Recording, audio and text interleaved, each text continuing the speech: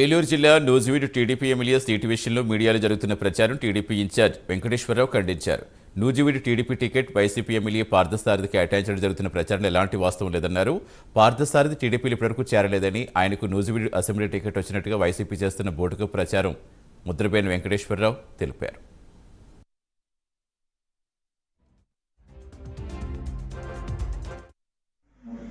ఎవరైతే పెనంలూరు నుంచి గతంలో వైసీపీ పార్టీకి పోటీ చేసినటువంటి పార్థసారథి గారు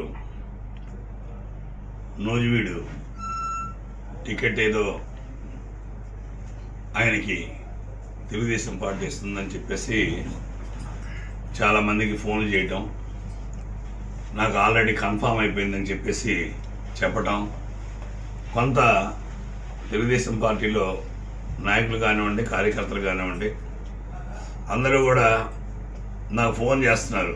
అదేవిధంగా గ్రామ నాయకత్వాలు కూడా వాళ్ళకు కూడా కొంతమంది ఫోన్లు చేసి చెప్పడం కూడా జరుగుతుంది. వాళ్ళు ఏంటంటే, ఇది 10 సంవత్సరాల నుంచి మీరు ఇక్కడ కష్టపడి పార్టీకి పనిచేస్తున్నారు,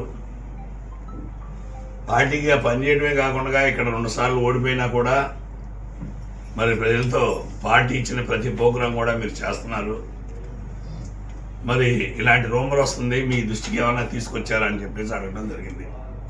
అయితే నేను కూడా మా జిల్లా ప్రెసిడెంట్ గారిని కూడా అడిగాను, ఏమంటే మీ దృష్టికి ఏమన్నా వచ్చిందా, మరి ఇలాగ అందరూ ఫోన్ చేస్తున్నారంటే ఆయన వెంబటే నాకు చేశారు వెంకటేశ్వరరావు, నా దృష్టికి కూడా రాలేదు, అధిష్టానం నుంచి మరి నాకు కూడా ఏమి చెప్పలేదని అన్నారు.